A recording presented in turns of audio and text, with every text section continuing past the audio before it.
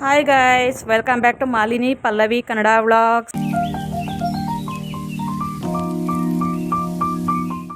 ನಾವಿವತ್ತು ಬೆಳಗ್ಗೆನೇ ಎಲ್ಲಿ ಹೊರಟಿದ್ದೀವಿ ಅಂತ ನೋಡ್ತಾ ಇದ್ದೀರಾ. ನಾವಿವತ್ತು ಕೆ ಆರ್ ಪುರ ಮಾರ್ಕೆಟ್ಗೆ ಬಂದ್ವಿ. ಫಸ್ಟು ಹೂ ತೊಗೋತಾ ಇದ್ದೀವಿ, ಮತ್ತು ತರಕಾರಿನೂ ತೊಗೋಬೇಕು. ತರಕಾರಿ ಮಾರ್ಕೆಟ್ ಬೇರೆ ಸ್ವಲ್ಪ ಮುಂದೆ ಇದೆ. ಹೂ ರೇಟ್ ಅಂತೂ ತುಂಬಾ ಜಾಸ್ತಿ ಆಗಿದೆ, ಮಳೆ ಇಲ್ಲ ಅಲ್ವಾ, ಅದಕ್ಕೋಸ್ಕರ ಹೂವು ಎಲ್ಲ ತೊಗೊಂಡು ನಾವು ತರಕಾರಿ ಮಾರ್ಕೆಟ್ಗೆ ಹೋಗೋಣ ಅಂದ್ಕೊಂಡ್ವಿ. ಹೂವು ಎಲ್ಲ ತೊಗೋತಾ ಇದ್ದೀವಿ. ಬೆಳಗ್ಗೆನೇ ಫಂಕ್ಷನ್ಗಳಿಗೆ ಹೂವುಗಳು ತೊಗೊಳ್ಳೋ ಅಂಥವರೆಲ್ಲ ಜಾಸ್ತಿ ಜನ ಇದ್ದಿದ್ದರಿಂದ ಟ್ರಾಫಿಕ್ಕು ಕೂಡ ತುಂಬ ಇತ್ತು. ನಾವು 1 kg ಶಾವಂತಿಗೆ ಹೂವು ತೊಗೊಂಡ್ವಿ.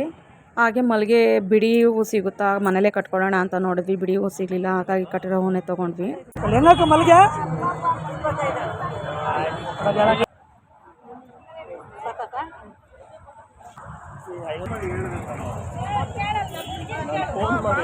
ಹಾಗೆ 1 kg ರೋಸ್ ಹೂ ತೊಗೊಂಡು ನಾವು ಈಗ ತರಕಾರಿ ಮಾರ್ಕೆಟ್ ಕಡೆಗೆ ಹೋಗ್ತಾ ಇದ್ದೀವಿ. ನೋಡಿ, ತರಕಾರಿ ಮಾರ್ಕೆಟಿಗೆ ಬಂದ್ವಿ. ಇದು ಕೆ ಆರ್ ಪುರ ತರಕಾರಿ ಮಾರ್ಕೆಟು. ರೋಡು ಕ್ರಾಸ್ ಮಾಡೋಕ್ಕೆ ಅಂತೇಳಿ ಸ್ಕೈ ವಾಕ್ ಇದೆ. ಅಲ್ಲಿಂದ ಸ್ಕೈ ವಾಕಲ್ಲಿ ಬಂದರೆ ಇದು ಎಂಟ್ರೆನ್ಸಲ್ಲಿ ಇಲ್ಲೆಲ್ಲ ಹೂವು ಇಟ್ಕೊಂಡಿದ್ದಾರೆ. ಆದರೆ ಇಲ್ಲಂತೂ ಹೂವು ತುಂಬ ರೇಟ್ ಇದೆ, ಹಾಗಾಗಿ ಇಲ್ಲಿ ಯಾರೂ ಹೂವು ಅಷ್ಟಾಗಿ ತೊಗೊಳ್ಳೋದಿಲ್ಲ. ಮುಂದೆ ತರಕಾರಿ ಮಾರ್ಕೆಟು ಹೆಜ್ಜೆ ಇಡೋದಕ್ಕೂ ಜಾಗ ಇಲ್ಲ. ಆ ಥರ ಚಿಕ್ಕ ಚಿಕ್ಕದಾಗಿ ಅಂಗಡಿಗಳನ್ನ ಹಾಕ್ಕೊಂಡಿದ್ದಾರೆ. ತರಕಾರಿ ಮಾತ್ರ ಜಾಸ್ತಿ ಇಟ್ಕೊಂಡಿದ್ದಾರೆ. ಎಂಟ್ರೆನ್ಸಲ್ಲಿ ಬಂದು 1 kg 2 kg ಆ ಥರ ಕೊಡೋದಿಲ್ಲ. 5 kg 10 kg ಚೀಲಗಳು ಮಾಡಿಟ್ಟಿರ್ತಾರೆ, ಹಂಗೆ ತೊಗೋಬೇಕು. ಅದಕ್ಕೋಸ್ಕರ ನಾವು ಮುಂದೆ ಹೋಗ್ತಾ ಇದ್ದೀವಿ. ಹೂವು ಅಷ್ಟೇ ಅಲ್ಲ, ತರಕಾರಿ ರೇಟ್ ಕೂಡ ಜಾಸ್ತಿ ಆಗಿದೆ.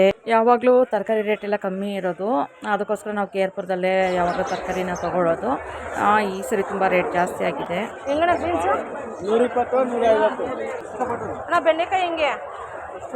1 kg 1 kg ನಮಗೆ ಏನೇನು ತರಕಾರಿಗಳು ಬೇಕು ಅಂತೆಲ್ಲ ನೋಡಿ ತೊಗೊಂಡ್ವಿ. ಈಗ ಮನೆಗೆ ಹೊರಡಬೇಕು. ಹೆಂಗಿದ್ರು ಹೊರಗಡೆ ಬಂದಿದ್ದೀವಲ್ಲ, ತಿಂಡಿ ಟೈಮು ಆಯಿತು ಅಂತೇಳಿ ನಾವು ಹೊರಗಡೆನೇ ತಿಂಡಿ ತಿಂದ್ಕೊಂಡು ಮಕ್ಳಿಗೂ ಕೂಡ ಪಾರ್ಸಲ್ ತೊಗೊಂಬಂದಿದ್ವಿ. ತರಕಾರಿ ತೊಗೊಬರೋದು ಒಂದು ಕೆಲಸ, ಆದರೆ ಅದನ್ನೆಲ್ಲ ಕ್ಲೀನಾಗಿ ಜೋಡಿಸಿ ಫ್ರಿಜ್ಜೆಲ್ಲ ಕ್ಲೀನ್ ಮಾಡಿಕೊಂಡು ಅದನ್ನೆಲ್ಲ ಎತ್ತಿಟ್ಕೊಳ್ಳೋದು ಇನ್ನೊಂದು ಕೆಲಸ. ನಾನು ಊರಿಗೆಲ್ಲ ಓಡಾಡ್ಕೊಂಡಿದ್ನಲ್ಲ, ಹಾಗಾಗಿ ಎಲ್ಲ ತರಕಾರಿಗಳು ಖಾಲಿಯಾಗಿತ್ತು. ಈರುಳ್ಳಿ ಬೆಳ್ಳುಳ್ಳಿ ಎಲ್ಲ ಖಾಲಿಯಾಗಿತ್ತು. ಎಲ್ಲನೂ ತೊಗೊಂಬಂದು ಇವಾಗೆಲ್ಲ ಕ್ಲೀನಾಗಿ ಜೋಡಿಸಿ ಇಲ್ಲೇ ಎತ್ತಿಟ್ಕೊತಾ ಇದ್ದೀನಿ. ಮಧ್ಯಾಹ್ನ ಊಟಕ್ಕೆ ಮಟನ್ ಸಾರು ಮಾಡೋಣ ಅಂಥೇಳಿ ತರಕಾರಿ ತೊಗೊಂಡು ಬರ್ತಾನೆ ಮಟನ್ ತೊಗೊಂಬಂದಿದ್ವಿ. ಮಟನ್ನ ಬೇಯಕ್ಕೆ ಇಟ್ಬಿಟ್ಟು ಈಗ ಮಸಾಲೆ ರೆಡಿ ಮಾಡ್ಕೊತಾ ಇದ್ದೀನಿ. ಈರುಳ್ಳಿ ಬೆಳ್ಳುಳ್ಳಿ ಶುಂಠಿ ಪುದೀನ ಮತ್ತು ಒಣಮೆಣಸಿನ್ಕಾಯಿ ಹಾಕ್ಕೊಂಡು ಎಣ್ಣೆ ಹಾಕ್ಕೊಂಡು ಹುರ್ಕೊಂಡಿದ್ದೀನಿ. ಮಿಕ್ಸಿ ಜಾರಿಗೆ ತೆಂಗಿನಕಾಯಿ ಮತ್ತು ಕೊತ್ತಂಬರಿ ಸೊಪ್ಪು ಹಾಕ್ಕೊಂಡಿದ್ದೀನಿ. ಅಮ್ಮ ಮನೆಯಿಂದ ಮಾಡಿಸ್ಕೊಂಬಂದಲ್ಲ ಧನಿಯಾ ಪುಡಿ, ಅದನ್ನು 2 ಸ್ಪೂನ್ ಹಾಕ್ತಾಯಿದ್ದೀನಿ.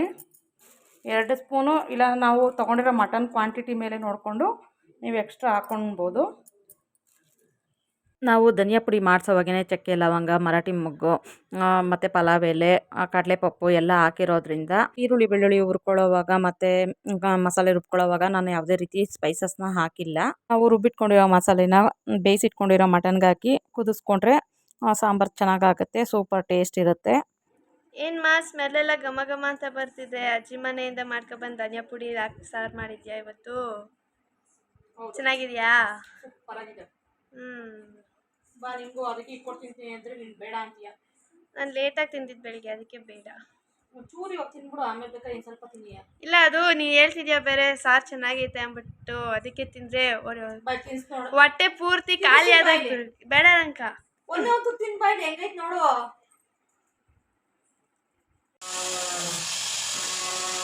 ನಾವು ಮನೆ ಮೇಲೆ ಇಟ್ಟಿರ್ತೀವಲ್ಲ ಸಿಂಕ್ ಟ್ಯಾಂಕು, ಅದು ಬಿಸಿಲಿಗೆ ಒಣಗಿ ಒಡೆದೋಯ್ತು ಅಂತ ಗೊತ್ತಿಲ್ಲ, ಇಲ್ಲ ಏನಾಯಿತು ಅಂತ ಗೊತ್ತಿಲ್ಲ, ಒಡೆದೋಗಿತ್ತು. ಅದಕ್ಕೋಸ್ಕರ ಪ್ಲಂಬರ್ನ ಕರೆಸಿ ರೆಡಿ ಅಂದರೆ ಹೊಸದು ತೊಗೊಂಬಂದು ರೆಡಿ ಮಾಡಿಸ್ತಾ ಇದ್ದೀವಿ.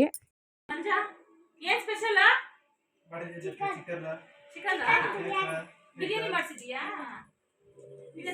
ನಮ್ಮ ಮನೆಯವ್ರ ಅಕ್ಕನ ಮಗ ಬಂದಿದ್ದ, ಅವನ ಜೊತೆ ನಾವು ಕುತ್ಕೊಂಡು ಎಲ್ಲರೂ ಮಾತಾಡ್ತಾ ಇದ್ದೀವಿ. ಕುತ್ಕೊಂಡಿದ್ರು ಅನ್ಬೇಕು ಎಲ್ಲರೂ. ಇದೇ ಬೆಂಗಳೂರು. ಯಾವ ಸ್ಕೂಲ್? ಶ್ರೀ ವಿದ್ಯಾನಿಕೇತನ. ಎಷ್ಟನೇ ಕ್ಲಾಸ್ ಈಗ? ನೀನು ಇಲ್ಲಿಗೆ ಬಂದಿದ್ಯಲ್ಲ, ನಿಮ್ಮ ತಂಗಿ ಕರ್ಕೊಂಡ್ಬಿಡ್ಲ ನಾನು ಹೋಗಿ. ನೀನು ಮುಟ್ಟಿದ್ರೆ ಅಳ್ತಾಳೆ, ನಾನು ಮುಟ್ಟಿದ್ರೆ ಅಳಲ್ಲ. ಮಿಥುನ್ ಐಸ್ ತಿಂತಾ ಇದ್ದಾನೆ. ಪಲ್ಲವಿ ಎಂಬ್ರಾಯ್ಡ್ರಿ ವರ್ಕ್ ಮಾಡ್ತೀನಿ ಅಂತ ಮಾಡ್ತಾ ಇದ್ದಾಳೆ. ಅಂದರೆ 10th ಇದ್ದಾಗ ಅವ್ರ ಸ್ಕೂಲಲ್ಲಿ ಹೇಳ್ಕೊಟ್ಟಿದ್ರು ಬೇಸಿಕ್ಕು. ಈಗ ಯೂಟ್ಯೂಬ್ ವಿಡಿಯೋಗಳನ್ನ ನೋಡಿಕೊಂಡು ಏನೋ ಟ್ರೈ ಮಾಡ್ತೀನಿ ಅಂತ ಮಾಡ್ತಿದ್ದಾಳೆ. ಆಲ್ರೆಡಿ ಒಂದು ರೋಸ್ ಹಾಕಿದ್ದಾಳೆ, ಅದು ಚೆನ್ನಾಗಿ ಬಂದಿದೆ.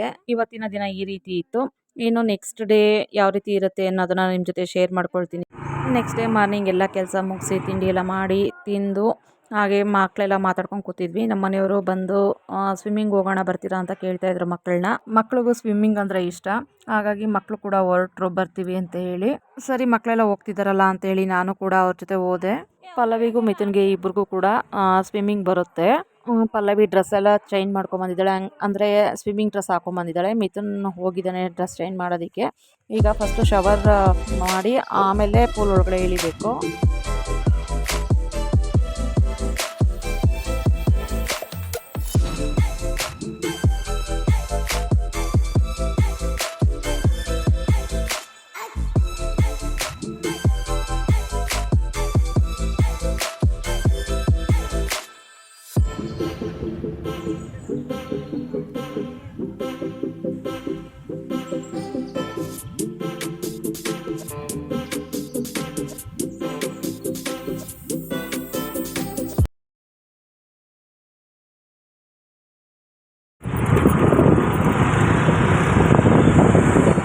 ಬಿಸಿಲು ಸಿಕ್ಕಾಪಟ್ಟೆ ಇದೆ ಗೈಸ್.